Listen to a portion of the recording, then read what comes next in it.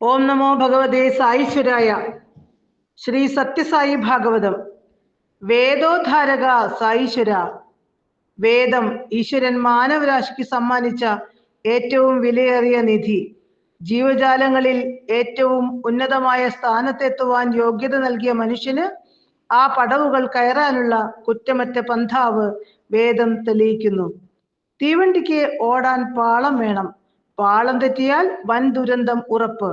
മനുഷ്യ ജീവിതമാകുന്ന തീവണ്ടി അപകടം കൂടാതെ ഓടണമെങ്കിൽ ധർമ്മമാകുന്ന പാളം വേണം. ധർമ്മപാത കാണിച്ചു തരികയാണ് വേദം. അതുകൊണ്ട് വേദത്തെ അഖില ധർമ്മമൂലം എന്ന് വിശേഷിപ്പിച്ചു. ബ്രഹ്മാവ് വൃക്ഷങ്ങളെയും പക്ഷി മൃഗാദികളെയും മറ്റ് ജന്തു സമൂഹത്തെയും സൃഷ്ടിച്ചു. പക്ഷേ തൃപ്തിയായില്ല. തന്റെ സൃഷ്ടിയിൽ എന്തോ ഒരു കുറവുള്ളതായി സൃഷ്ടികർത്താവിന് തോന്നി. ഒടുവിൽ സ്വയം തിരിച്ചറിയാനുള്ള കഴിവോടുകൂടി ബ്രഹ്മാവലോകധിഷണാം പുതിയൊരു സൃഷ്ടി നടത്തി.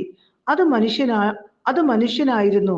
പ്രപഞ്ചരഹസ്യം, സൃഷ്ടി രഹസ്യം അറിയാൻ കഴിവുള്ള ഒരു സൃഷ്ടി പൂർത്തിയാക്കിയപ്പോഴാണ് ബ്രഹ്മദേവന് തൃപ്തിയായത്.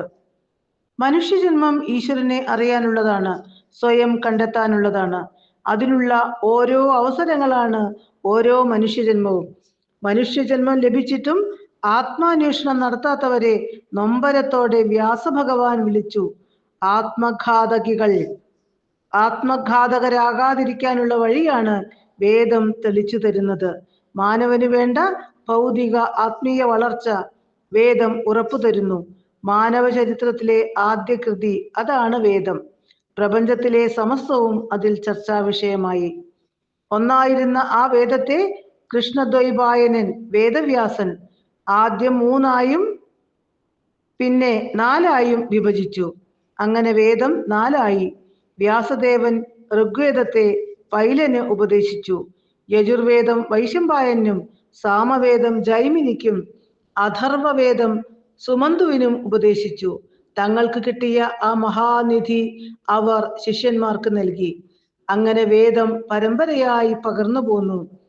കാലമേറെ ചെന്നപ്പോൾ ഈ വേദങ്ങളിലേക്ക് ദാർശനികരായ ഋഷി പരമ്പര തങ്ങളുടേതായ സംഭാവന നൽകി. അങ്ങനെ വേദങ്ങൾക്ക് അനേകം ശാഖകളും ഉണ്ടായി. ഋഗ്വേദമാണ് ഏറ്റവും പുരാതനം. ഋക്കുകളുടെ മന്ത്രങ്ങളുടെ സമാഹാരമാണ് ഋഗ്വേദ സംഹിത. ഋഗ്വേദത്തിന് ശേഷമാണ് യജുർവേദ രചന. ഋഗ്വേദ മന്ത്രങ്ങൾ യജുർവേദത്തിലും കാണാം. സാമവേദം ഗാനരൂപത്തിൽ ആലപിക്കുന്നു. ഇന്ദ്രാദി ദേവന്മാരെ സാമവേദികൻ യാഗശാലയിൽ സാമഗാനമാലപിച്ച് സന്തുഷ്ടരാക്കുന്നു. മറ്റു 3 വേദങ്ങളിൽ നിന്നും ചില പ്രത്യേകതകൾ അഥർവവേദത്തിനുണ്ട്. ഇതിലെ ഓരോ സൂക്തവും വ്യക്തമായ ഒരു ലക്ഷ്യത്തിന് അല്ലെങ്കിൽ കാര്യസിദ്ധിക്ക് വേണ്ടിയുള്ളതാണ്. മന്ത്രവാദ പ്രധാനമായ സൂക്തങ്ങളും അഥർവത്തിൽ ഉണ്ട്. വേദം മാനവരാശിക്ക് ഉത്തമ ജീവിതത്തിനുള്ള വഴി കാട്ടുന്നു. സ്വാമി അരുളി, ഞാൻ വേദോദ്ധാരകനാണ്. സനാതന ധർമ്മത്തെ പുനരുദ്ധരിക്കുകയാണ് ഈ അവതാര ദൗത്യം തന്നെ. അങ്ങനെ അതിലൂടെ മാനവരാശിക്ക് വംശനാശ ഭീഷണിയിൽ നിന്നും രക്ഷ നേടാം. വൈദിക കാല ഋഷികൾ ലോകനന്മയ്ക്കായി പ്രാർത്ഥിച്ചു, യത്നിച്ചു. അവർ ഒരിക്കലും തങ്ങൾക്ക് വേണ്ടി മാത്രം യാതൊന്നും ചെയ്തില്ല. ശബ്ദബ്രഹ്മത്തിന്റെ അജയ്യമായ ശക്തിയെ കുറിച്ചറിഞ്ഞ ആ ഋഷികൾ ഈശ്വര പ്രേമത്തെ മന്ത്രങ്ങളിലൂടെ സ്വീകരിക്കാനും ഉത്തമ ജീവിതം നയിക്കാനുമുള്ള വഴികൾ കാണിച്ചു തന്നു.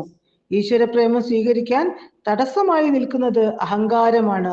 അഹങ്കാരനാശത്തിനായി, സ്വാർത്ഥത ഉപേക്ഷിക്കാനായി കർമ്മകാണ്ഡത്തിലൂടെ അവർ നമ്മെ കൈപിടിച്ചു നടത്തി. സമസ്ത ലോകത്തിനും സുഖം ഭവിക്കാനായി നമ്മെ കൊണ്ടവർ പ്രാർത്ഥിപ്പിച്ചു. പുരാണങ്ങളിൽ അസുരന്മാർ വേദം മോഷ്ടിച്ചു കൊണ്ടുപോകുന്നതും ഈശ്വരൻ അവതരിച്ച് വേദം വീണ്ടെടുക്കുന്നതുമായ കഥകളുണ്ട്. ഇന്നും അതുതന്നെ സംഭവിച്ചിരിക്കുന്നു, മറ്റൊരു തരത്തിലാണെന്ന് മാത്രം. പ്രശാന്തി നിലയത്തിൽ വെച്ച് ഭഗവാൻ ഒരിക്കൽ അരുളി, ധർമ്മ സംസ്ഥാപനം, വിദ്വത് പോഷണം, വേദ സംരക്ഷണം, ഇതാണ് എൻ്റെ പ്രവൃത്തിയിൽ മുഖ്യം. ഓം തത്സത്ത്.